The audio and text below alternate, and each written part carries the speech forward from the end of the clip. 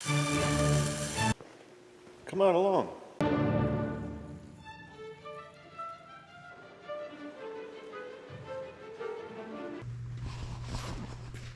Hey, good morning. How's she hanging, boys and girls? Hey, I got to bring you up to speed on another project. I was fortunate enough to talk to a guy in Michigan, and I ain't going to divulge his name, but he gave me a lot of information out of the kindness of his heart. There are still a few good people in the world, I'll tell you that. Anyways, I got some information, and it'll become relevant here in a few seconds. So this is for the Barko 612 that's sitting behind me, and I'll show you that in a second. Service brake. We took this apart. This is the brake valve, hence brake valve pressure settings. Okay, this particular one, service brake, there's a pressure reducing valve right here. You got your diff lock, your parking brake, and your oscillation lock. Okay, so these three feed the front axle and potentially the rear axle. I don't know, I didn't follow the hydraulic circuit, but we've had an issue with this thing. I'm just being frank, Mike Frank. No, not Mike Frank.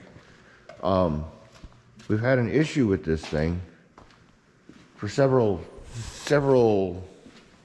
seasons, if you will, cutting seasons, and we've had this front axle out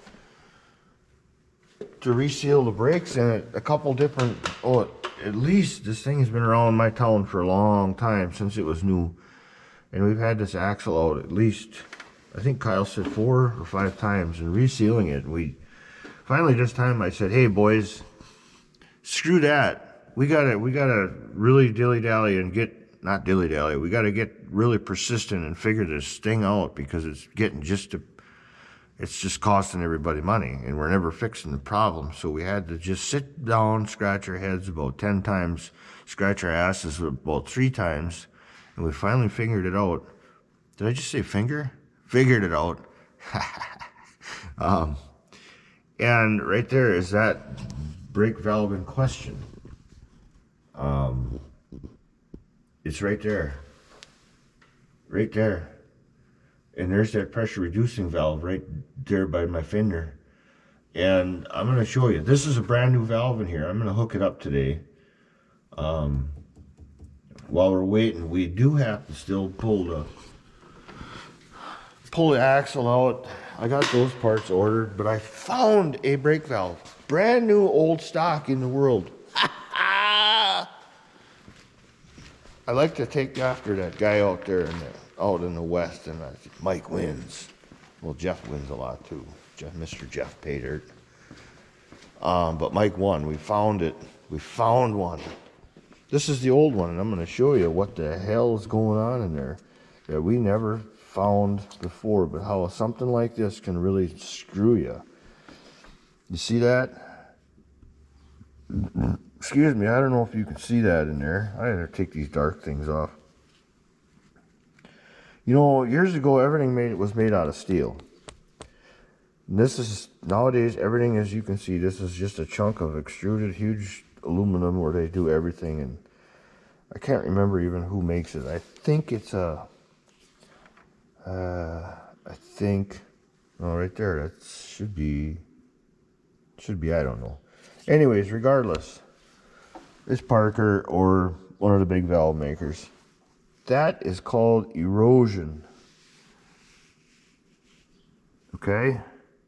That oil was bypassing right here on this, where it's supposed to seal.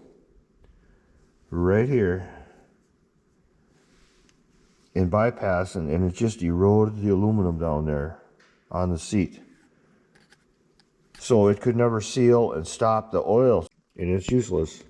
That's what I was trying to say. Inside it should look just nice and clean like one of these. Here, I burp for you. You can't see because it's already, you know, it's nice and sealed up and against that seat. So anyways, we've got this issue. We found it, and I think that's, I don't know. I keep thinking it's Danfoss. Hey, wait a minute. If I put my glasses on in about an hour, I'd have my answer in about an hour. So, anyways, I was fortunate enough to find this damn block. And over time, Vickers. Those are Vickers. That's a Parker. I know that's a check valve. This is Parker part. So who knows who made it. Anyway, so we've got this. It's in. And as of now, we're going to reseal that axle. Reset the pressures. Seeing I've got all the books from that guy like I was talking about. We'll reset the pressures on the whole machine. And I don't really think we'll ever see it again, honestly. It is for sale. If anybody wants to buy it, I know the guy. Really good. It's a good machine, actually. It's actually a really good machine. Other than we've struggled to find this, but it was a lack of knowledge and information, like usual with anything. So now that we found it, hey, we're good to go. We're going to put it back to work. He's going to put it back to work if it don't thaw out before he gets it. But so yeah, that's it. That's the culprit. Oh, the struggle is real.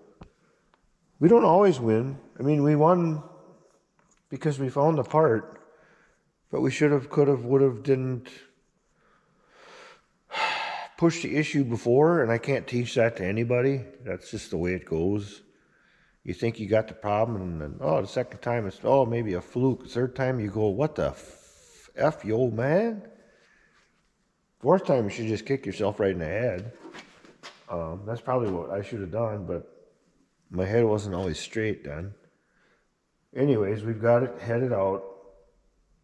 Gonna be headed out. As soon as I get the parts for that rear front end axle, maybe I'll do a blow apart on that. That's a Spicer, Dana Spicer front axle in that thing. It's really, really kind of, they're all kind of simple. But once you blow the seals out, you're screwed. You got to pull it out and redo it. So anyways, thanks for watching. That's an update on that thing.